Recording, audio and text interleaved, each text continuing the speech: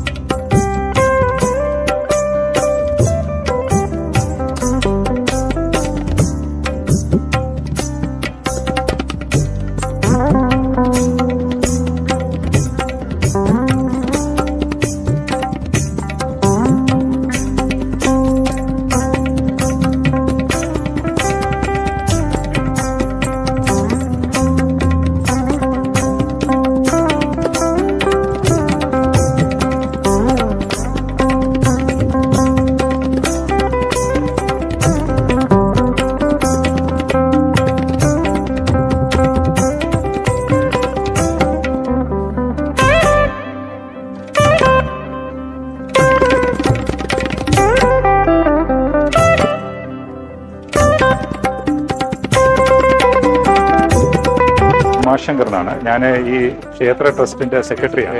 ഈ അമ്പലത്തിന്റെ ചരിത്രം എന്ന് പറയുന്നത് ഏകദേശം നൂറ്റാണ്ടുകൾക്ക് മുമ്പ് മുതലുള്ള ഒരു ചരിത്രം ഈ അമ്പലവുമായിട്ട് ബന്ധപ്പെട്ടുണ്ട്. ഇത് നേരത്തെ ഒരു ദേവീക്ഷേത്രവും ഒരു മാടൻ തമ്പുരാന്റെ ക്ഷേത്രമായിരുന്നു.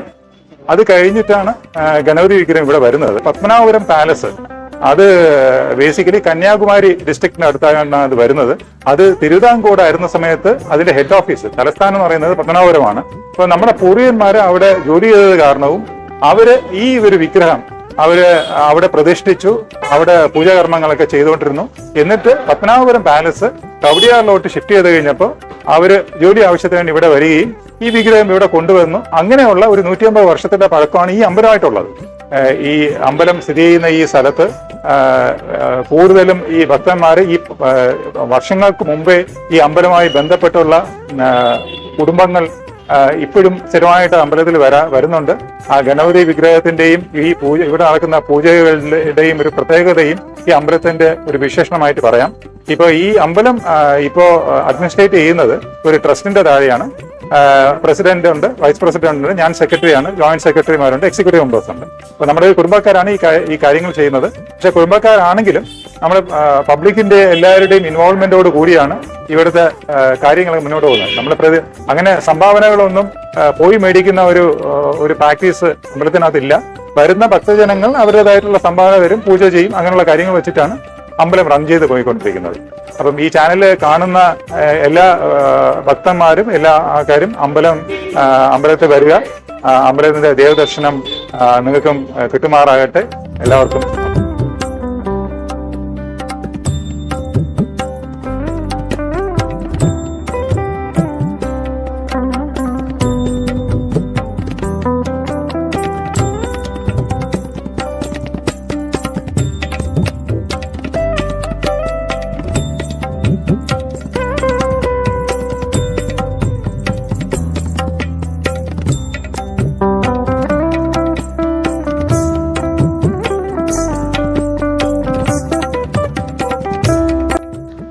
മഹാഗണപതി ക്ഷേത്രം മെഡിക്കൽ കോളേജ്.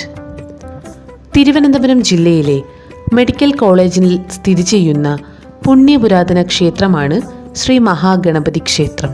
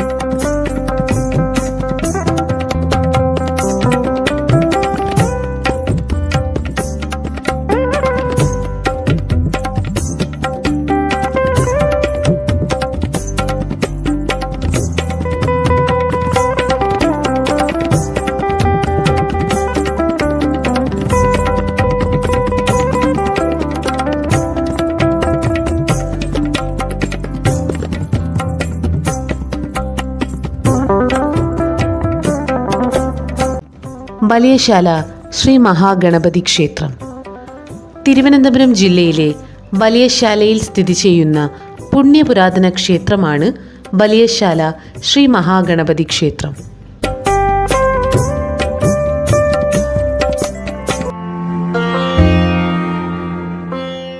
ഓം വിഘ്നേശ്വരായ നമഃ. തിരുവനന്തപുരം ജില്ലയിലെ ശ്രീവരാഹം എന്ന സ്ഥലത്ത് സ്ഥിതി ചെയ്യുന്ന പുണ്യപുരാതന ക്ഷേത്രമാണ് തിരുവിതാംകൂർ ദേവസ്വം ബോർഡ് ശ്രീവരാഹം സബ് ഗ്രൂപ്പിൽപ്പെട്ട ശ്രീ കുന്നാണ്ടൻ മഹാഗണപതി ക്ഷേത്രം.